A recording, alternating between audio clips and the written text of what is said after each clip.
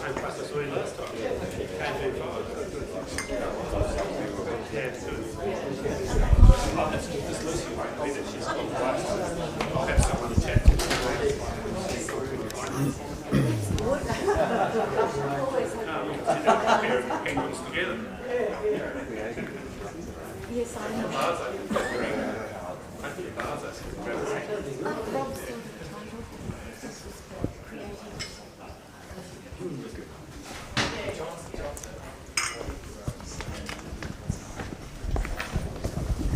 Is anyone introing or not? Or doesn't matter. Okay, thanks, Jim. Welcome everyone. So my name is Jennifer Nichols. As you all know, I'm the ED here. It's my great pleasure today to have Leigh Woolley, the recent recipient of our President's Prize, along to present his most recent report to Hobart City Council, and I think this is an incredibly important discussion that we're having as a city and as a state, and I'm very grateful to Leigh as both a practitioner and as a member of the Institute for his bravery in this area. So thank you, Leigh, and welcome. Thanks, Jen. This was, I am mic'd up. I was asked to present to the chapter council, and I said, look, I think the topic's a bit bigger than 5 minutes at chapter council. So hopefully all chapter council members are here, because this is very good in lieu of having to do a shorter, cropped presentation to chapter council. And I also thought it's a topic that the membership should be informed about, and of course there will be more opportunities for public forums about this. But as a little bit of a backgrounder, I'm the beneficiary of a Tasmanian environmental design education where professional design values were challenged through interdisciplinary overlaps. And for me, the experiential medium of landscape, embracing architecture and the city, together with the spatial management and environmental stewardship of urban planning, underpinned a way of not just viewing the world, but of also practicing within it.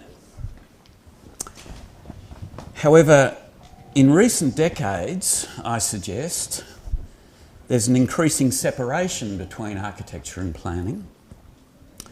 And while this is no doubt in large part due to the increasing process and legislative nature of planning, this opening up or widening, for me, amplifies the importance of spatial intelligence and design values being ever present in urban management.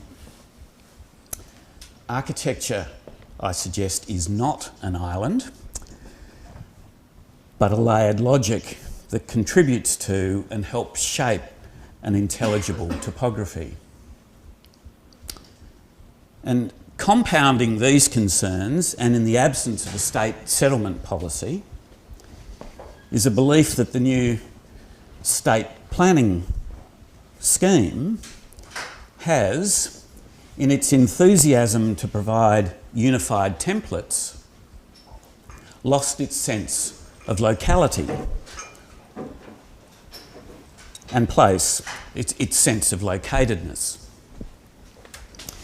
And we remember, or we should remember, that context, coming from, or the act of weaving together, coming from the Latin con, together, texere, to weave, necessarily underpins an appreciation of a shared cultural landscape. And self-evidently, it's fundamental to the pursuit of architecture. So, with that as a background, in the absence of an urban design framework for Hobart, it was that contextual role that seemed necessary and has seemed necessary to me to provide as much as I could through my practice for the city, as distinct from the City Council. So in the context of several recent consultant studies that were in effect an effort to articulate some townscape values in support of existing amenity and heritage provisions that were already in the interim planning scheme. And the work I'm about to show nests within and hopefully informs the complex layers of the planning scheme itself. But I direct you to the local planners for further insights into that, and indeed the articulation and the greater articulation of the planning scheme. And I was hoping that there may have been some here today and I could have just parried that over. So what I'll do is give a little bit of, very quickly, a couple of points to make to begin with. And of course, as we know, it's this location in the world that identifies us. It demands consideration in its own right. It's our particularity, rather than ubiquity, that should continue to define our settlements, and through that, us, of course. We know that Tasmania is a place of limited low ground. This brain scan through Tasmania at 200 metres elevation shows how little low ground there actually is. And of course what that means, and I'm sure some of you have heard me speak about this before, is that that means that we all share a landscape with views. It also means that there is containment by rising and high ground in contrast to release across land and water plains. That is the inherent knowledge that the landforms of the state give us. And of course this work was produced in the last 6 months, but its gestation is much longer. It wasn't developed on the back of a few recent development applications of a particular scale, but for me continues a professional and public role that began in the 1970s with the inspirational leadership of Barry McNeil and the School of Environmental Design, and inviting practitioners and people such as Rick LaPlastre who have continued to inform my work and indirectly this work. And that continued during the 1980s, of course, with the Hobart Architectural Cooperative, a number of publications that we did and different things. But this recent work I couldn't have produced without the assistance of my son 20 years ago, albeit we've both matured a bit since then. And as a graduate architect. So with that in mind, there's a little bit of background, there's a bit more to that, but let's get into the document itself. It was an extensive brief. In fact, there's an expectation, this recent work, and this is on the back of a previous study in 2016. The brief called for the preparation of height control planes for the central area and Sullivan's Cove, to consider appropriate non-discretionary height limits, to identify additional important view lines and view protection planes, define the urban context, and also come up with design guidelines for the city centre. No worries. 6 months, off you go. Thank you very much. Anyway, the way I arranged those contents, and I realise we won't need to go into this, was to actually look at the urban context first, then the response to that context, then a consideration of what those view lines do in terms of maintaining connectivity, and then how that can be brought together to shape some outcomes.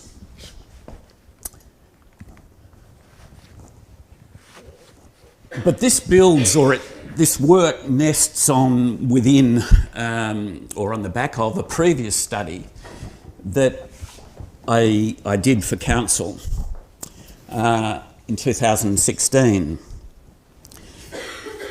And the position I take with all of them is really we should be seeking to pursue a city with an intelligible topography. That is, not just the given topography, but as the built is overlain within the given natural world, so that remains as an intelligible topography. And that sense of the sheltering place in the larger landscape, which was embedded in the previous work, has given rise to this conceptual diagram section where the experience of the setting is identified through terms such as ridge, slope, headland, waterplane, horizons, high ground, etc. That was then interpreted into a consideration of Central Hobart, and we're reminded, of course, that that is essentially a reclaimed cove floor between two headlands, rising ground particularly to the west and inner hills, with some distinct ridges, particularly the Macquarie Ridge and the Bathurst Ridge, and between them an area which I call the basin. And this diagram, this and the other one, and a number of the desired future character statements have now been incorporated into the planning scheme through a planning scheme amendment. It's now been adopted. So the landform of the city centre is integrated again, is located again into the planning instruments. I think that's important. It also, an important concept here, this seeks to understand a scale of amphitheatres, an urban amphitheatre with an amphitheatre to the cove within it. So we then come to the request to consider the urban context. And in this sense, I think it's important that we hold to a simple dictum that Hobart is a small city in a large landscape. That's a term that I produced out of a document in 2004 for urban design principles for the city that seemed to be the takeout phrase. I think the sense of the small city is getting greater traction now. I think we're more cognizant of the relevance and value of that in that intervening time. However, Greater Hobart, including the 5 municipalities, is one of the least densely settled major cities in Australia. We may be a small city in a large landscape, but that has some inherent issues within it. Regional policy identifies the Hobart CBD as the principal activity centre in the state, indeed the primary hub in Tasmania. However, urban sprawl, in the absence of regional planning, as we know, has given rise to fragmented and dispersed activity patterns, long travel distances with difficulty sustaining a viable public transport system. And if we compare a city with 25 times the population, Melbourne, and Hobart at the same scale, we can see that we're starting to generate some travel distances equivalent to much larger cities, and with that some inherent management issues.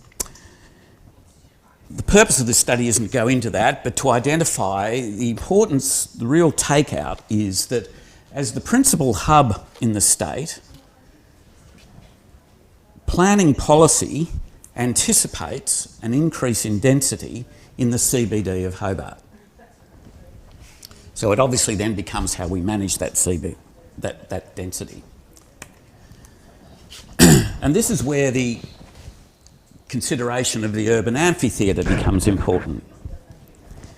This recognises the shared landscape of the dwelling region, especially when viewing from Central Hobart. And as we're aware, when we're in Macquarie Street, the view is definitely to the domain, however beyond that is the Meon Range.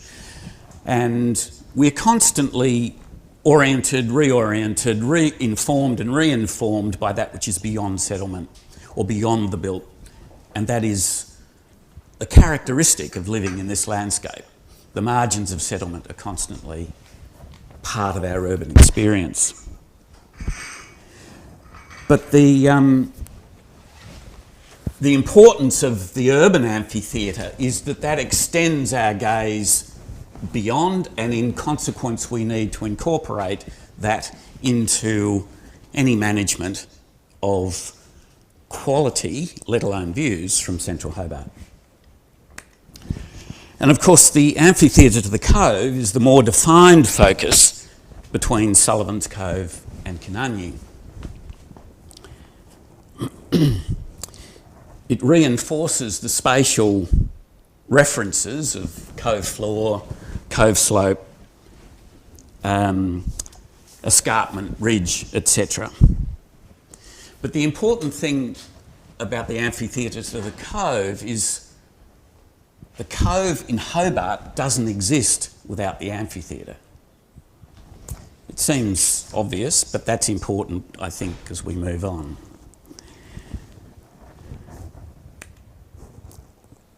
So the landform structure of Central Hobart embraces the amphitheatre, and that means acknowledging not just cove ridges and cove slopes, but also that which is beyond this bit, which is within the central area, and as that moves progressively to the higher ground beyond.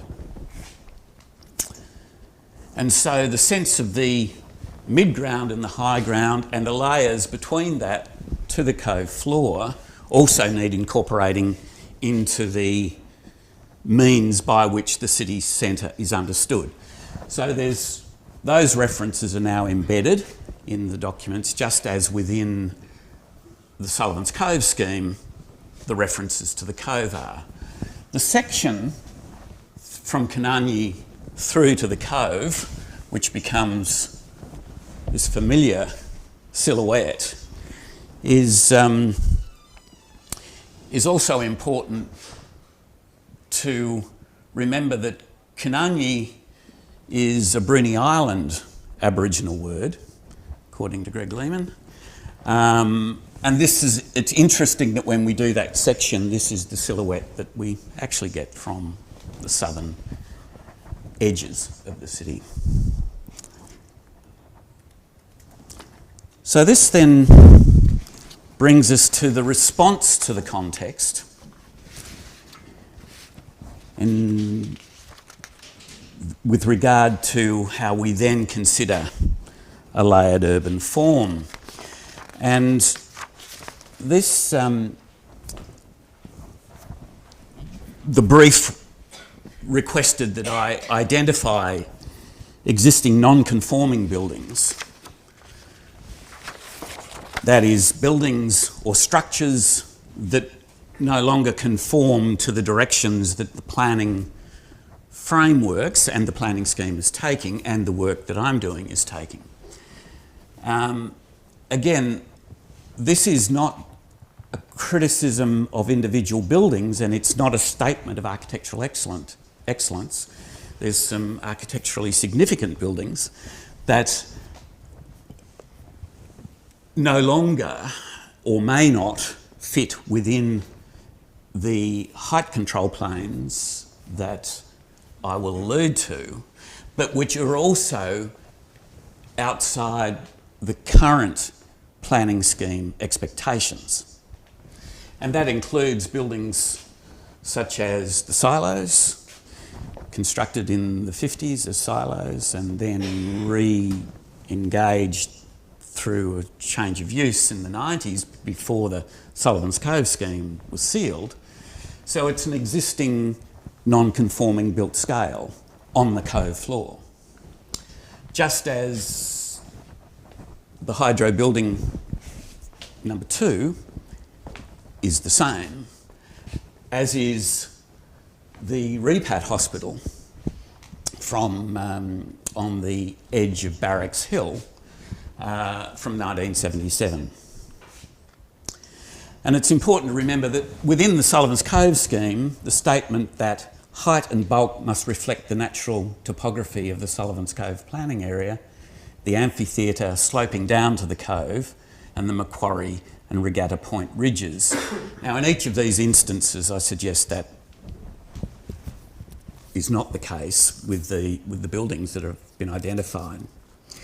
The further planning scheme amendment that has occurred goes on and suggests that, quote, the city centre will develop in a way that reinforces the layered landform rise back from the waterfront, including a reduction in scale to the Queen's Domain, the Domain and the Battery Point headlands and the natural rise to Barracks Hill.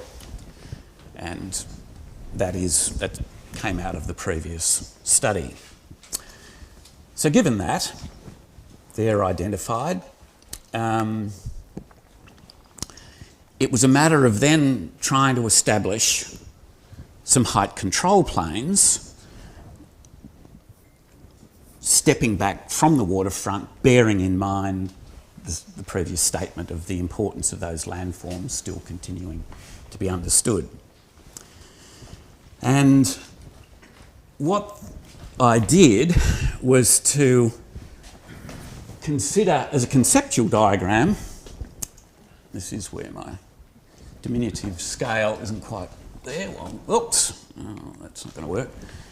Is there, hang on, is that working? No, all right, I won't. Okay, bearing in mind the importance of the cove floor, and as one moves towards the cove, down the Macquarie Ridge, the escarpment, the area in red, is apparent. As one continues further down the ridge, the delta, the area in yellow, becomes evident. As the Macquarie Ridge then turns through the delta into the Domain rivulet, there's this sense of a moving arc which further identifies the basin or the central area. And an edge to that is identified with the area in green. So, without me being able to touch that, but what that now suggests is that what I'm recommending is an escarpment zone stepping back from the edge of the cove floor, where the cove floor is reclaimed to, or reclaimed from, rising 18 metres to 30 metres at its rear, including the topographic rise. Beyond that, a cove face zone rising from that to 45 metres on its inside edge, further identifying the basin. At the rear of that, a hill face zone rising from 18 to 45, identifying the basin and the beginnings of the natural rise on the north and northwest. And because it was requested, the Battery Point edge is part of the Sullivan's Cove scheme, so falling from 18 to 12 at the headland. And what that then allows us to do is to start to generate some sections where for example, down Argyle Street, the escarpment zone, the cove face zone, the hill face zone then recognise or identify this inner core precinct. And that's the case in both of these sections, and the inner core, then how does one begin to identify some height considerations as distinct from control zones, considerations for it. And I suggest that for that area, and what we're talking about is that inner core zone, that the views from significant public locations should start to inform how we may identify some outcomes to ensure that the view lines and view cones, to particularly the undeveloped horizons, are maintained from the centre of the city, and see where that leads. And that's what I've done. This work, however, within the brief there was the expectation that this should provide an inventory of views and view cones, and there are about 60 in total. Again, as the beginning of a framework only, but I've organised those according to, because of the significance of the domain headland, the headland, the cenotaph headland itself is identified in its own right. Then the same topographic considerations that exist within the Sullivan's Cove scheme, and hopefully will then inform the rest of the inner city scheme, identified according to cove floor, cove slopes, cove ridges, the city centre basin, city centre slopes and city centre edges. So, and if we take, for example, and you'll have to go to the full document itself and I won't go through it all, but from the cenotaph headland, for example, the high ground has to be a...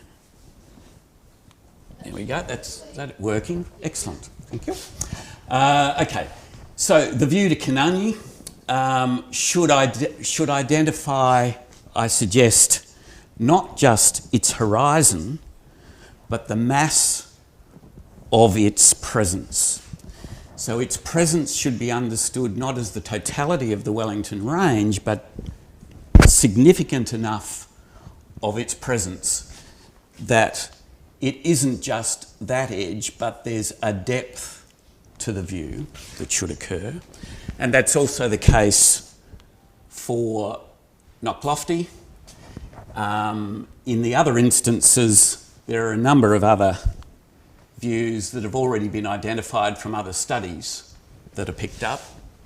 But the importance also is to recognise and start to calibrate within the cultural landscape, not just the domain, but that which also informs the landscape from the cenotaph, which is Mount Direction, Gunner's Coin and Grasstree Hill on the Meehan Range. So that all gets incorporated.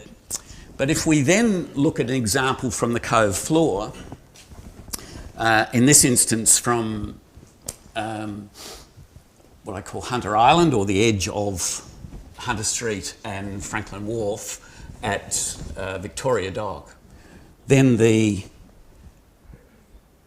view cone in this instance identifies the form and mass of Canungy and recognises that there are existing buildings, and some indeed being built, which will in fact be within that expectation of the future view cone from there. Also, moving further along, Franklin Wharf, the view shaft from Constitution Dock to the face of Canungy is identified in its own right, in this instance, as a view shaft. I'll stop using that, otherwise I'll keep flicking on. But equally important are a number of connections from also the other parts of the cove floor, including from Salamanca Place, and the importance as one moves from cove floor to Cove Ridge, so even at the bottom of McGregor Street as Salamanca rises to the bottom of McGregor. So, oh blast. So the layered presence of the inner hills can be appreciated from there. And that starts to suggest the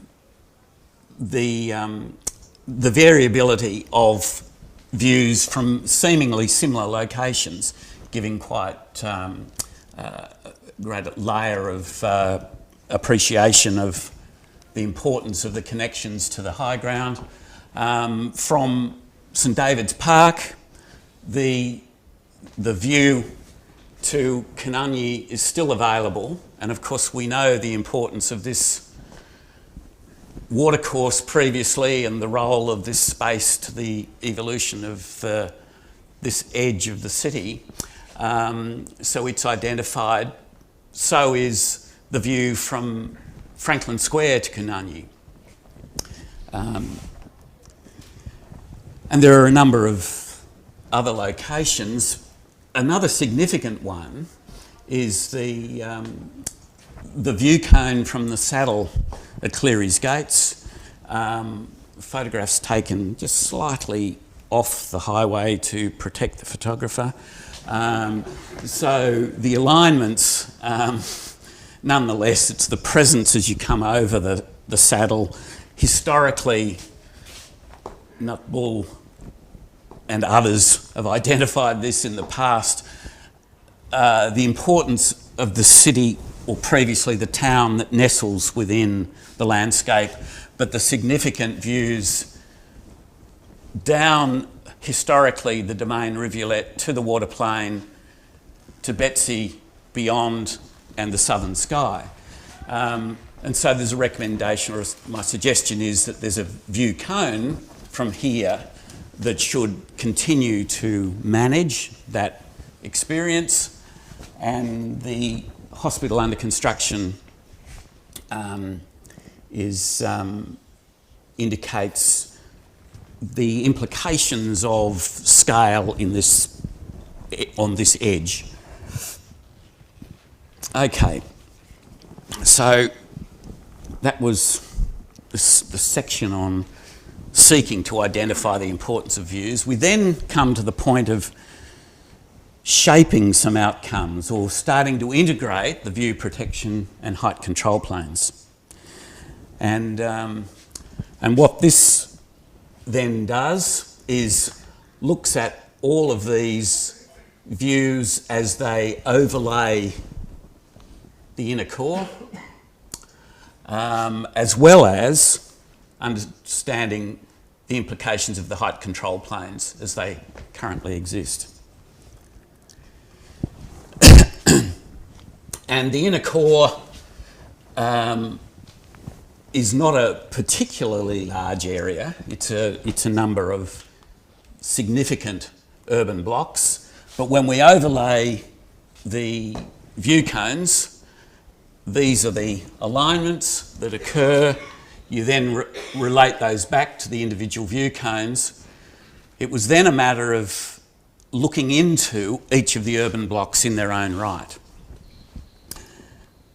And this little bit of work that I'm showing here is an example of, for each urban block, the assessment of their topographic features, how they, and of course we know, we remember that there are no two urban blocks in Hobart that are the same. The topographic condition that Meehan experienced gave rise to offsets from the point of origin of the alignment of Elizabeth Street, where it intersects with Macquarie, and Macquarie being the baseline, of course, that went up the ridge. The grid was offset from that. That was the only straight one. in the first instance, and then things, including the influence of the rivulet and a few other buildings that are already built, meant that all the inner city streets gave rise to urban blocks of different scale and proportion.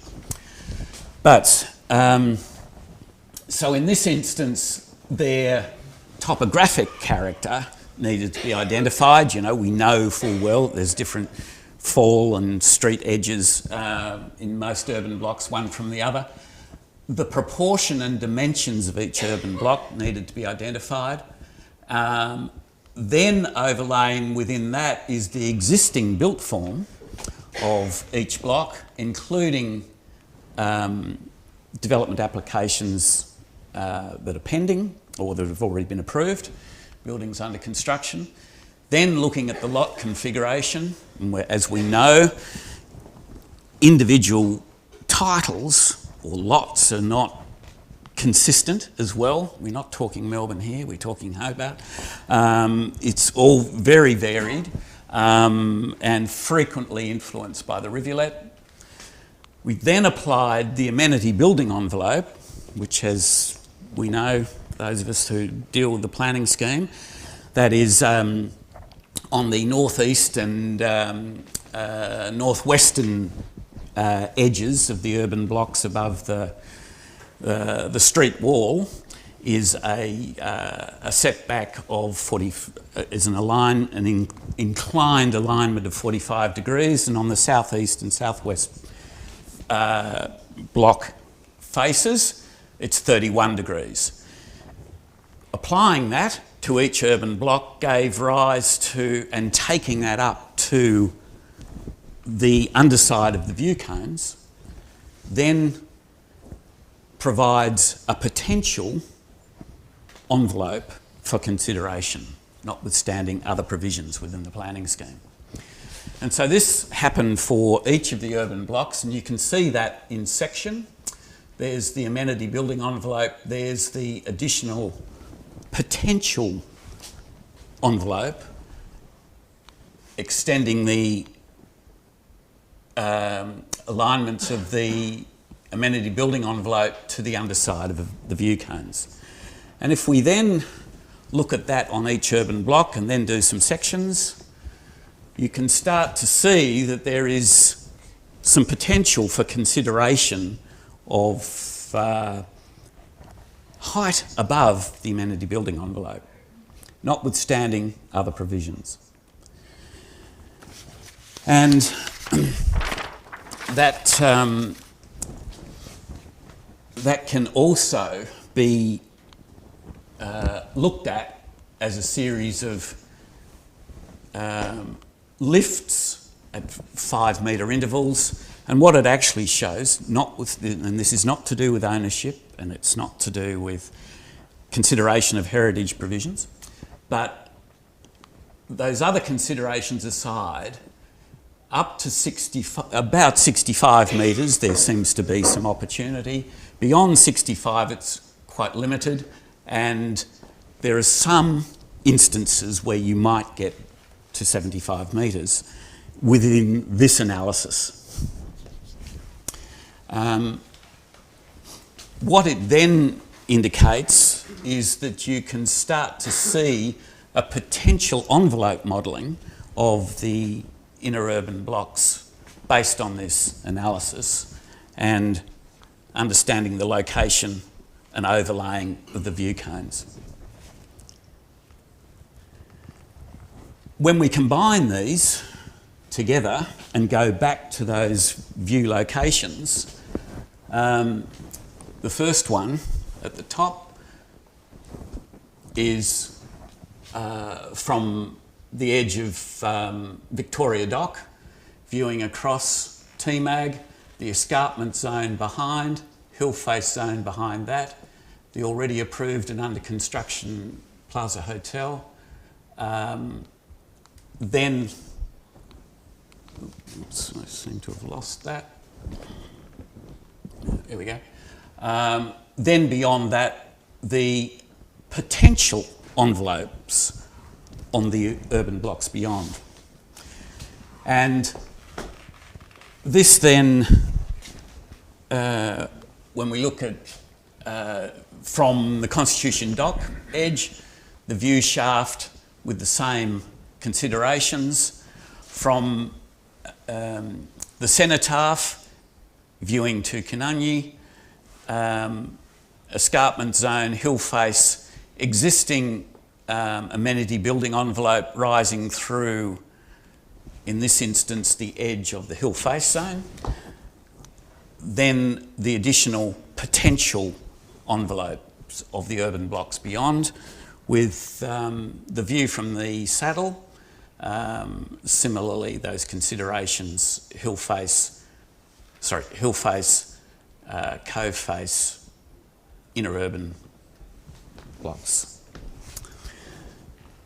So,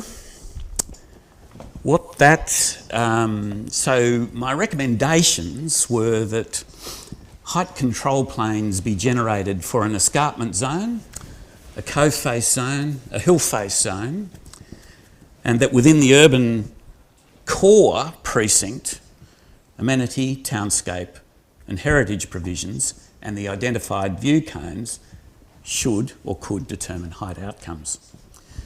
And I suggest that that will not only contribute to a compact and contained urban form, but also a potentially more diverse built topography. And that's where the report got to. There is a little video, if we want that, and I'll happily take some questions. So I'll just try and quit out of this, delete that. Where are we? I'm not on a Mac. Hang on. Katie, thanks. I'll just go back to, sorry. That one, yeah, escape that one. Good, and that's it. Okay, whoops, slow down. Want to go backwards? Hang on.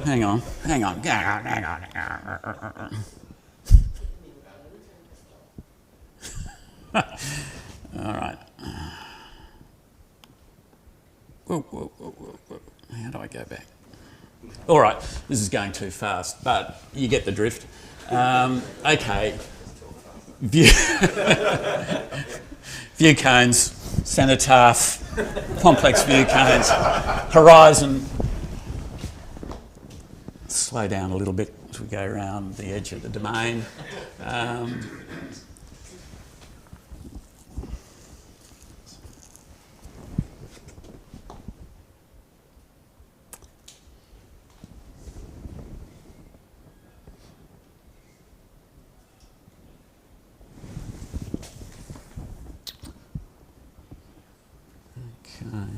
There we go.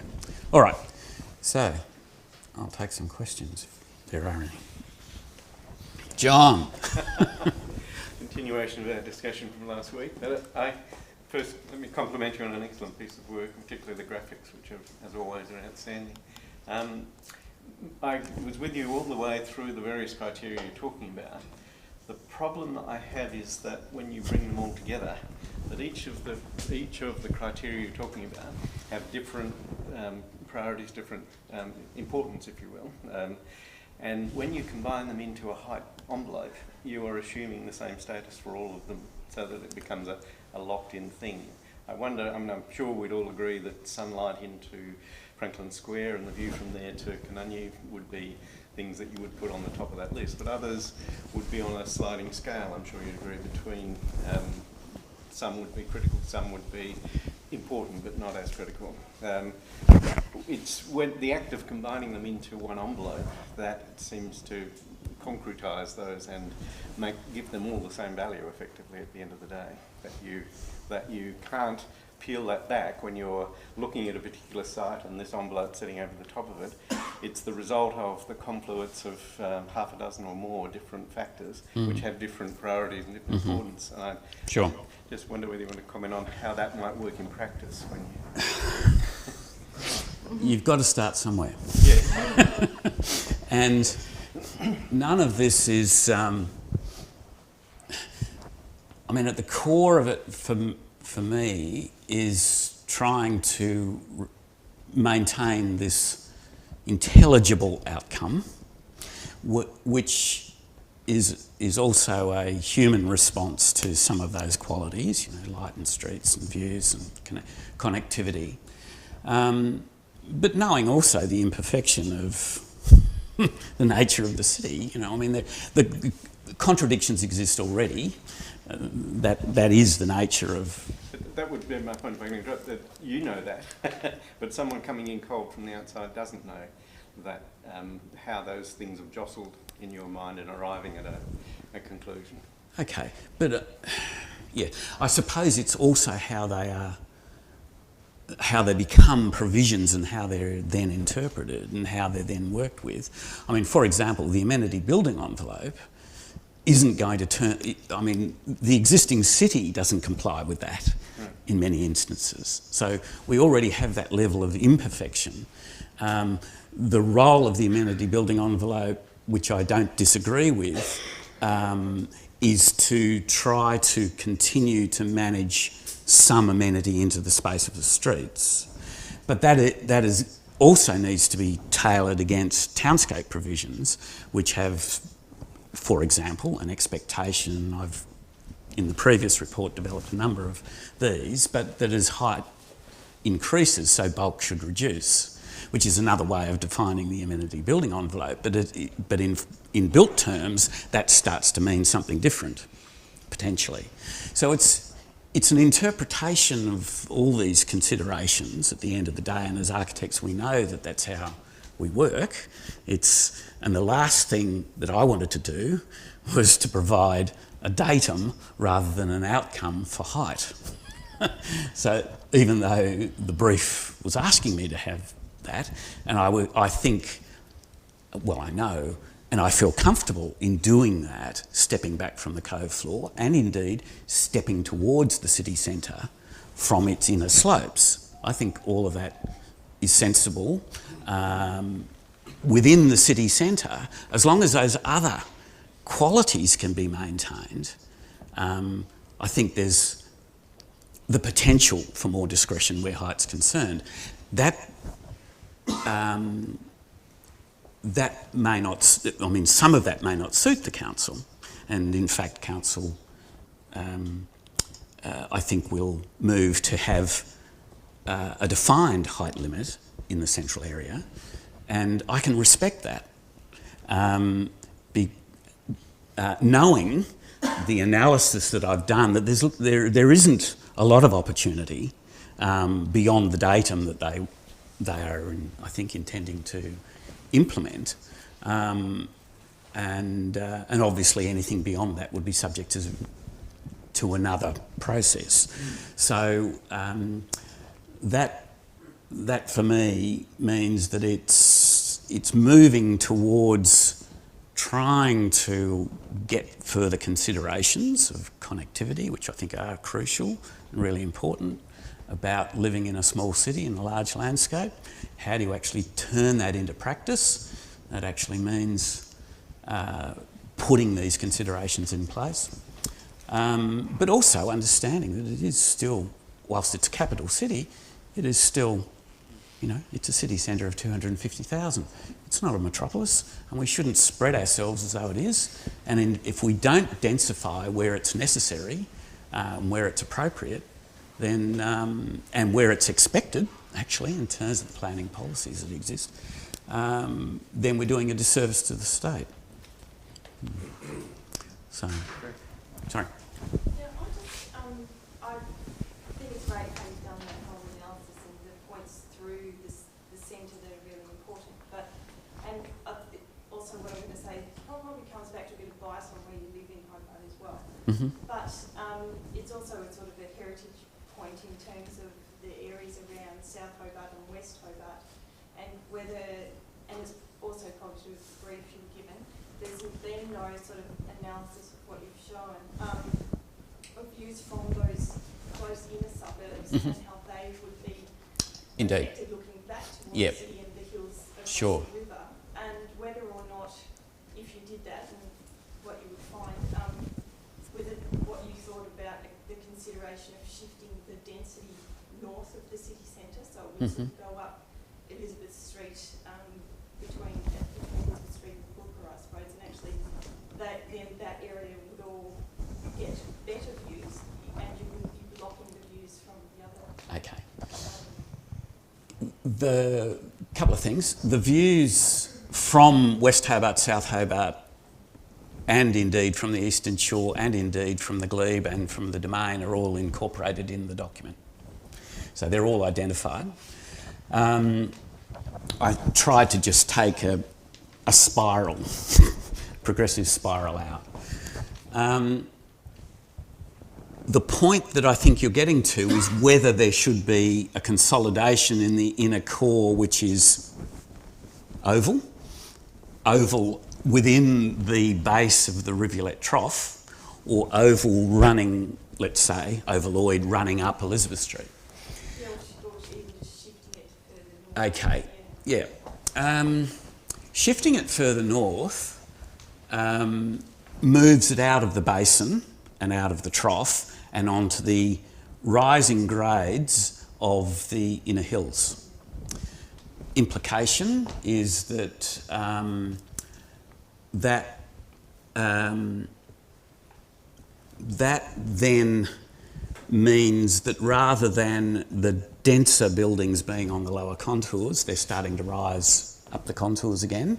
And that's what has happened along Macquarie Street, I suggest. That's on a bridge, whereas up the Brooker says. Up the Brooker? Yeah, that's Right, okay. Yes, the separation from the domain, I think, becomes also important. And the desire to ensure or to try to manage the denser blocks on the lower contours where there's already the servicing in place in terms of both the central business zone already existing and also the consolidation historically existing, is why I've focused on what I've called the inner core precinct that way. But I mean, I think the point's worth considering, but I think the implications on the landform character as you move up that domain rivulet trough, if you like, are problematic. That's my feeling. Leigh, your criteria basically were bulk and height. They were the things that the main determinants that you were concerned with in terms of maintaining view corridors so that the bulk and height of buildings could be ascertained as to what would be a reasonable thing whilst keeping those view corridors. Lots of other townscape values, like the sort of things that happen at street levels and so on, presumably they will be subject of a future report. They would need to be subject of a future report, because at the moment, taking out all the things that make a city and just taking bulk and height as the main criteria is a bit limiting. Yes.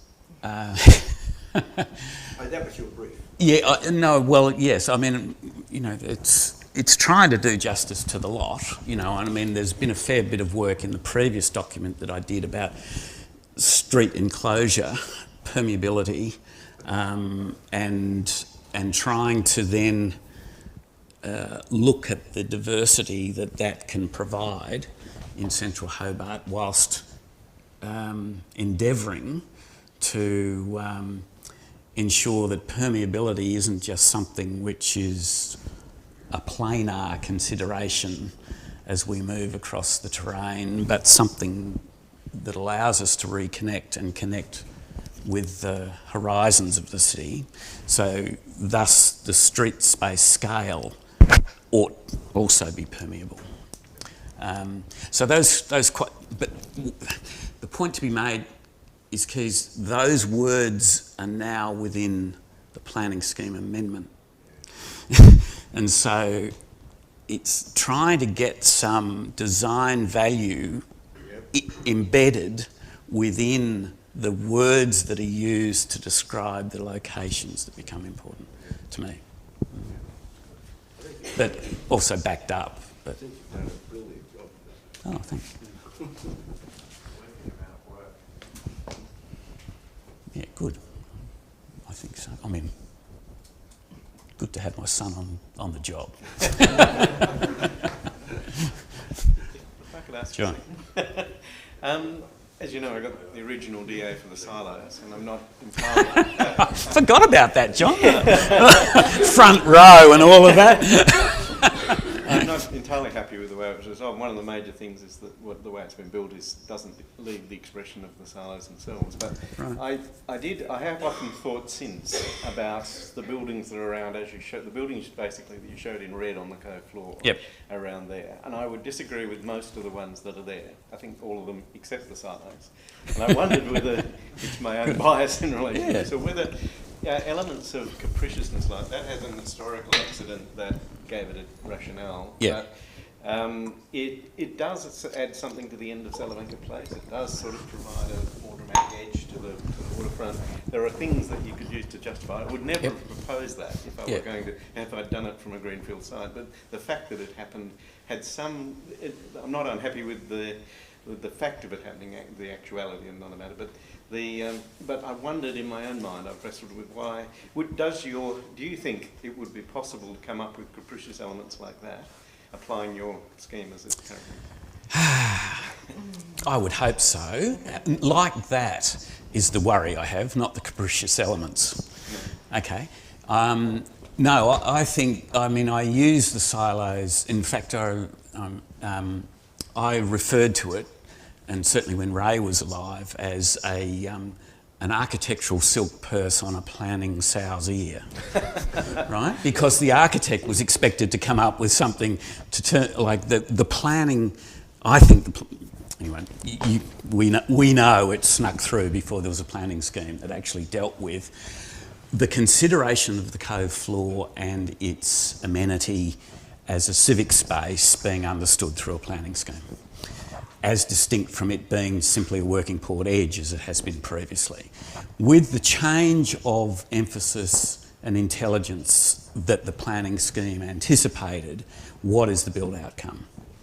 And I'd take you to task on whether, I can understand there could have been a heritage argument for maintaining a concrete structure of that ilk.